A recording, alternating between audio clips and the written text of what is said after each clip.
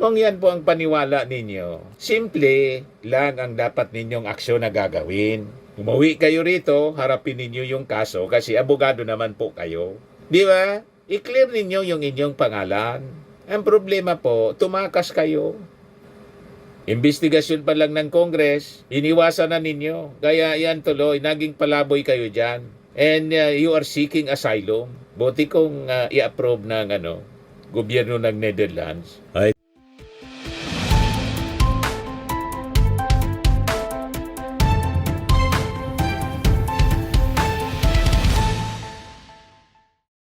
Si Harry Roque, mga kababayan, namumuro na. Pinaila na po ng kaso, qualified trafficking, non-bailable. Tapos biglang nag-press con si Harry Roque kanina. I-replay natin mga kababayan at pakinggan kung ano yung mga pinagsasabi. Meantime, dito muna tayo sa final na kaso po. Sabi ko sa inyo, mauubos po ito. Si Sara Duterte po nagpa-interview at inamin din kanina sa press ko ni Amy Marcos na nasa listahan na mga kababayan at malamang unahin daw si Sara Duterte na serban ng warrant of arrest ng ICC. Yan sabi sa Billionaire News kanina at kinonfirm yung balita ni Senator Amy Marcos. Yan kasi mga kababayan, yung mga masamang gawain ninyo talagang babalik at babalik sa inyo. Ito yung balita ngayon. Harry Roque, Cassandra Ong charged with qualified human trafficking. Para nang naagna si Harry Roque. Nasira yung buhay. Former presidential spokesperson Harry Roque along with Cassandra Ong and several other personalities linked to Pogo have been charged with a non-bailable offense of qualified human trafficking before the Angeles City Regional Trial Court. Malapit na po nahantingin ng Interpol si Harry Roque para ibalik dito sa Pilipinas. Si Sara Duterte, tulad ng tatay niya, Interpol din ang huhuli. Through General Torre, pag isinerve na po yung warrant of arrest galing sa ICC, papuntang Dahig sila. Habang si Harry Roque nandun sa Dahig at nag-iikot sa Europe, pabalik sa Pilipinas. Baliktaran po. Tama yung mga nababasa natin. May mga sinasabi sila, bring Duterte home. Sabi ng mga netizens, ang dapat anya na bring home. Itong si Attorney Harry Roque. Kasi dito siya may pananagutan. Si Digong may pananagutan po sa Dahig, sa ICC. Yun ang gusto nilang pabalikin rito. Baliktaran po sila. Baliktaran ko mag-isip. So sabi dito, this was after probable cause with reasonable certainty of conviction was established against them during a preliminary investigation. Yung kaso mga kababayan, nag-ugat sa raid ng Lucky South 99, isang Pogo hub na nakabase doon sa Porac, Pampanga. Yung Department of Justice approved the filing of charges against Roque, Ong, Duanren, Wu, Ronilyn, Baterna, Dennis Cunanan, Hangao, Norman Macapagal, Stephanie Mascareñas, Michael Bryce Mascareñas at saka Rodrigo Bande. Ang iba pang nakasuhan ay ang mga sumusunod na personalities, Xiang Tan, Jingo, mga Chinese po ito, Xiang Ji, Louie Yambao, JC Ralios, ay may mga Pilipino rin, Josefina Mascareñas, Heidi Corin, Uy, Ninya Mayra Cervantes, Samsi, Wan Ho Yu, Awen, Raymond Calyonco, Randel Calyonco, Daniel Salcedo Jr., Chona Alejandre, Crispin Medina, Renato Bautista, Warman Mariano, Chris Jude Flores, Alan Salvador, Marlon Poncion, Georgia Loy Salvador, Mark Anthony Salvador, Mercedes Macabasa, Leitan, and several others identified only by their first names. So sabi po ng DOJ that the crime was committed by a syndicate on a large scale involving the coordinated actions of 3 or more individuals. Si Roque na who is seeking asylum sa Netherlands is among those implicated in the alleged illegal activities for allegedly helping Lucky South 99, which had been linked to illegal activities. Tapos ngayon, mga kababayan, si Harry Roque. Pero ayaw pang tumigil, mga kababayan, daldal pa rin ang daldal. Matindi, para na pong nasisiraan ng bait si Harry Roque. Tingin ko, pinapalakas lang niya yung kanyang sarili. Pero makikita ninyo, durog na ang kanyang espiritu. Para na nga po naagnas. Mga kababayan ng itsura ni makapag-ayos ng kanyang sarili, hindi na po. Pati yung pananamit para ng palaboy.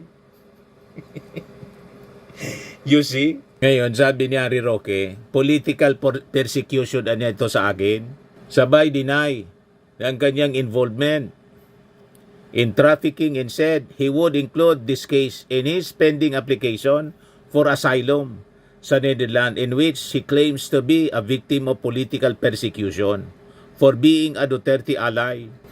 Malabo po, mga kababayan, na paboran. Sabi po ni Roque, yung salikoan niya sa kaso was just an afterthought and called it unjust prosecution and a travesty of justice. No element of human trafficking is present. There is no evidence that I recruited, transferred, transported, or harbored Chinese Filipino or Filipino workers for forced labor and prostitution. It is likewise ludicrous to say that I have exploited workers through force, coercion, fraud, deception, or abuse of power. Kung yan po ang paniwala ninyo, simple lang ang dapat ninyong aksyon na gagawin. Umuwi kayo rito, harapin ninyo yung kaso kasi abogado naman po kayo. Di ba? I-clear ninyo yung inyong pangalan. Ang problema po, tumakas kayo. Investigasyon pa lang ng Congress, iniwasan na ninyo. Kaya yan tuloy, naging palaboy kayo dyan. And you are seeking asylum. Buti kong i-approve ng gobyerno ng Netherlands. Ito na, nag-live kanina si Harry Roque. Tingnan ninyo. Nangayayat na po. Grabe na ang stress. Pinili ninyo ang ganyang buhay. Nanggulo kayo eh. At nanggugulo kayo, may mga kinasasangkutan pala kayo na mga problema. Ayan tuloy, tinutugis na kayo ngayon. Ayan pakinggan natin yung kanyang sinasabi, mga kababayan kanina. Bangag. Nananatili pa rin na aking posisyon na hindi pa rin po talaga na patunayan na siya ay bangag. Ang sagutin na po ng presidente ang paratang na yan. So bagamat itong pagpapakalat ng polboronic. Nililis niya, mga kababayan, yung kwento. Imbis sagutin niya isa-isa yung mga akusasyon sa kanya. Di ba? Ang dahilan sa pagigipit sa akin. Uulitin ko po, nagpapasalamat ako na nagsiwalat ng video na ito dahil importanteng masagot po ng presidente yung paratang na yan dahil ito naman po ay sa pulveronic video. Ito po ay sinabi ng presidente nung siya ay na may isang tumatakbong kandidato para presidente na gumagamit ng pinagbabawal na gamot na inunero ng taong nakalipas sa isang maisog rally. Simple man lang po, ang burden of proof nasa sa inyo. Pwede patunayan ninyong totoo. Bakit ang magpapatunay yung ating Pangulong Bongbong Marcos na 2 beses na siya na nagpatunay nung kandidato pa lang? Di ba? Napakasimple, mga kababayan. Balikan natin yung mga pinagdadaldal niya kasi ang issue na rito, yung pulburon pa rin. Nalulungkot din po ako palaki ng isang piskal na halos buong buhay niya ay ginugol para sa serbisyo dyan sa National Prosecution Service bago po siya na talaga bilang isang huwes. Grade school pa lang po ako. Ako'y palaboy-laboy na dyan sa DOJ sa Padre Faro, lalong-lalo. Ngayon, noon palaboy-laboy ka sa DOJ, ngayon palaboy-laboy ka dyan sa Europe. You see? At nakakalungkot talaga kasi pinalaki ka pala ng isang piskal. Tapos yan ang kinasadlakan mo. May kaso ka, tinatakasan mo. Yan ang problema sa iyo, Harry Roque. Ang dapat, harapin mo yung kaso tulad ni Laila de Lima. Hinarap ang kaso, hindi tumakas. Babae yon, nagpakulong po. Yan ang tunay na lalaki. Ay, tunay na lalaki. Babae pala si Dilima. Pero babae yon. Tingnan ninyo. Babaeng nagpakalalaki. Be man enough. Balikan natin si Harry Roque sa mga pinagsasabi niya. Give in sa pressure, yung nagpalaki sa kahit kanino man manggaling ang pressure na yan, sasampahan ng kaso ang dapat sampahan ng kaso, hindi dapat makasuhan. No? At nalulungkot nga po ako na politika naging dahilan tayo nasampahan ng kaso ngayon. Gayun pa man, ako rin po yung nagagalak. Kasi sa totoo lang po, isa sa issue dito sa aking pending asylum petition, ano bang resulta dito sa kaso na sinampa sa akin for qualified trafficking, no? Ang tinatanong sa akin, nakausap ko na, nakabahagi ng immigration dito sa Netherlands is, habang wala pang resulta yung kasong sinampa ng PNP sa akin for qualified trafficking na non-bailable, mahirap nilang desisyonan yung aking kaso for asylum. Bagamat, kompletong-kompleto pong sinumiti ko, halos 1 metro po ang taas ng mga papeles na dinuko. Halos po 400 euros ang aking ginastos pagpa-xerox lang ng 1 copy ng mga dokumento, kasama na po yung buong file ng kaso na nakabinbin o na-desisyon na ngayon ng DOJ, no, para sa human trafficking.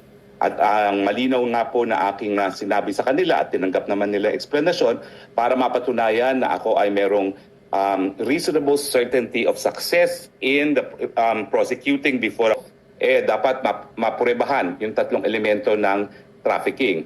Yung pagre-recruit, yung sa pamamagitan ng dahas, at yung intensyon na pagsamantalahan yung paggawa ng isang taong na-recruit. No? At hindi lang po yan. Kung ang kanilang teorya ay conspiracy, dapat po ang conspiracy ay mapurebahan din, hindi lang po sa pamamagitan ng probable cause, kundi reasonable certainty of success in prosecuting in court na nagkaroon po ng sabwatan or conspiracy. At wala. Kaya talaga kailangan mong umuwi para harapin ito. Para yung mga argumento mo, patunayan mo sa husgado. Pero walang mangyayari kung sige lang ang live stream mo, sige lang ang vlog mo. Di ba? Umuwi ka na rito, Harry Roque. Harapin mo yung kaso kasi napakalinaw. Ang tao daw na tumatakas, flight is an indication of guilt. Di ba yan ang malinaw dyan? Para madesisyonan ng husgado. Tama po mga kababayan. Sige, daldal po dito ni Harry Roque. Ang pong kahit anong aligasyon ng conspiracy dyan, ang sinabi lang nila, tinamahan ko sa PAGCOR para sa pagbayad ng mga deficiencies, itong si Cassandra Ong, yung isang papel na wala naman lagda, na ako daw ay legal, nasabihin na nating totoo ay hindi naman po krimen para maging kahit sinong kumpanya, at yung nakitira dyan ng isang dating staff. No? So malinaw po na hindi man lang napakita na ako po ay gumawa ng kahit anong elemento at malinaw po na wala rin kahit anong ebidensya na nagpapatunay. Sa husgado ka magpaliwanag, hindi sa YouTube. Tama pa. Ito naman po yung bago naming product na binibenta online. Eye Glow Serum, whitening po siya. Tingnan ninyo yung epekto sa aking anak na architect before and now. Yung mga inquiries po ninyo, dumiretso na lang kayo sa kanyang Facebook account, Riz Maravillas.